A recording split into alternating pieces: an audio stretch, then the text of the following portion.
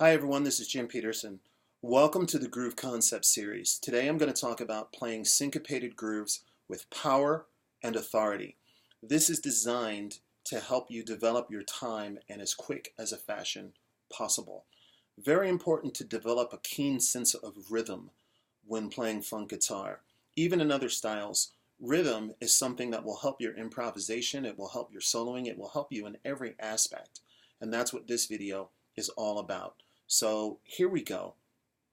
In playing grooves with power and authority, the first thing we're going to see in example 1 is the breakdown between the quarter note and the 16th note.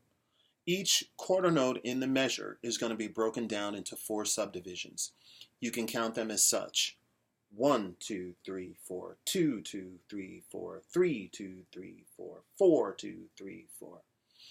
For our purposes today, we're going to use the number method because that will allow you to see my hand in the direction that my strumming hand is going on the guitar.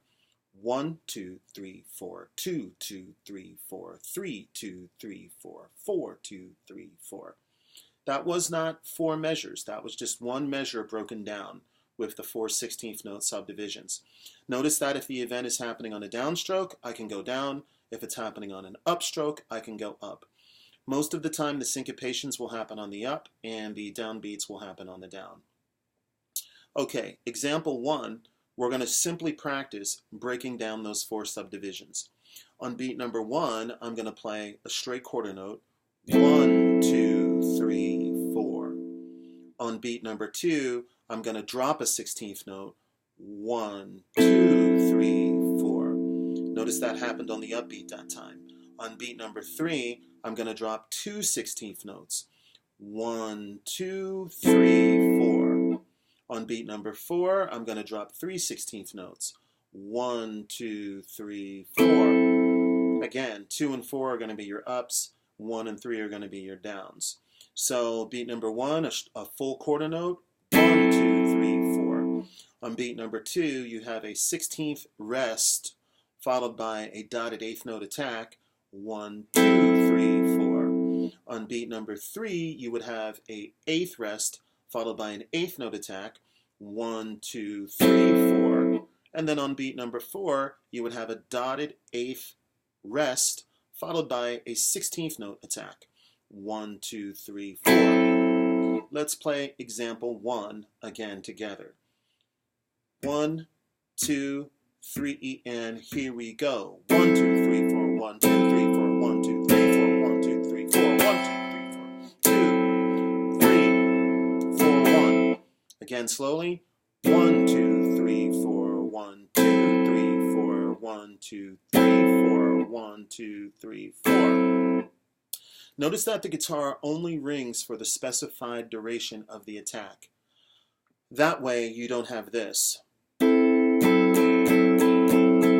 because that wouldn't be a true 16th note. A true 16th note would be 1, 2, 3, 4, 1, 2, 3, 4, a little bit more staccato. That also forces you not to rely on pick scratch.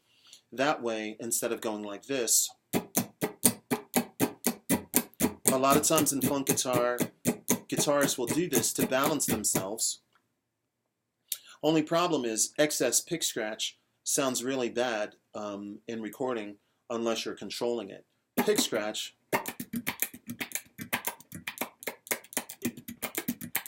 has a whole different purpose, and we'll get more into that a little bit later.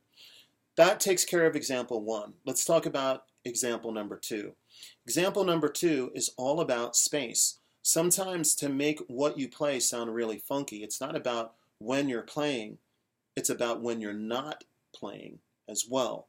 You can add a lot of power to what your phrase is if you know when to play and when to lay out. So let's talk about that. Example number 2 is basically the same as number 1, but it's flipping everything over so that now all your attacks are rests, and all of your rests previously are now going to be attack. It goes like this. On beat number 1, we have a full quarter rest. 1, 2, 3, 4. On beat number 2, we only play the first 16th note. 1, 2, 3, 4. On beat number 3, we play an 8th note followed by an 8th rest. Thus, we're playing the first 2 16th notes. 1, 2, 3, 4. And then on beat number 4, we're adding another 16th note. We're going to play a dotted 8th note followed by a 16th rest. 1, 2, 3, 4. So that's going to go 1, 2, 3, 4, 1, 2, 3, 4, 1, 2, 3, 4, 1, 2, 3, 4. Okay? Let's do that again. 1, 2, 3, 4, 1, 2, 3, 4, 1, 2, 3, 4, 1, 2, 3, 4. Okay? So now, before we were shrinking the note, the attack, by the duration of a 16th note. Now we're kind of growing it by the duration of a 16th note. So we're really getting that 16th note versus quarter note relationship. We're really getting that working for us kind of hard, okay, which is a good thing, okay? And we're doing it all without relying on pick scratch. Let's talk about example number 3. Example number 3 allows us to pick and choose which 16th notes are going to be attacks and which 16th notes are going to be rest. Maybe they'll be tied or something like that.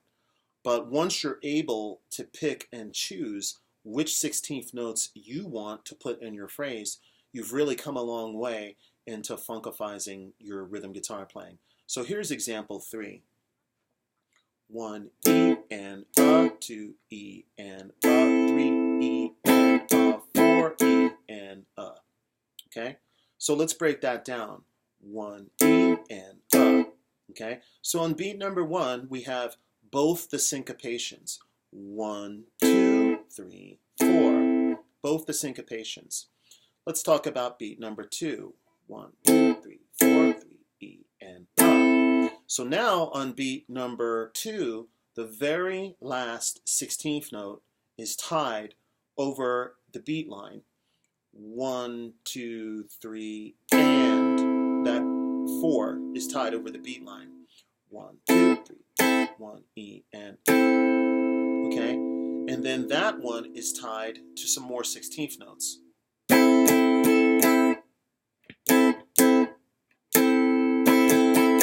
Okay, on beat 4. So that would sound like this.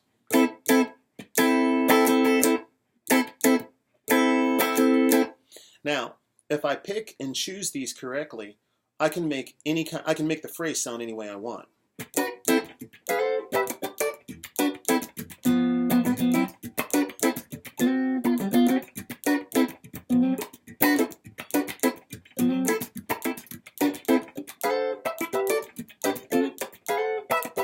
Okay, let's talk about the pick scratch real quickly.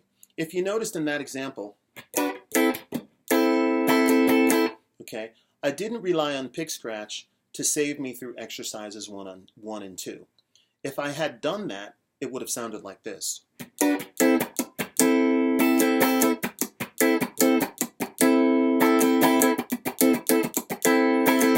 Okay, this, it's just too much information. If I'm not controlling it, it's going to cause problems if I'm in the recording studio or if I'm playing with a big band, with a percussion player, or with a drummer. So you have to learn how to control that pick scratch. In my case, I'm using the higher strings, kind of like a snare drum, and the lower strings, kind of like a kick drum.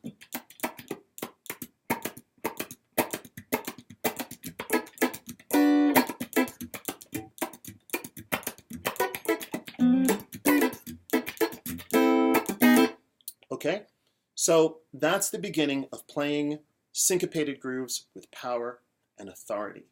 And we're going to be moving on to the second video from here.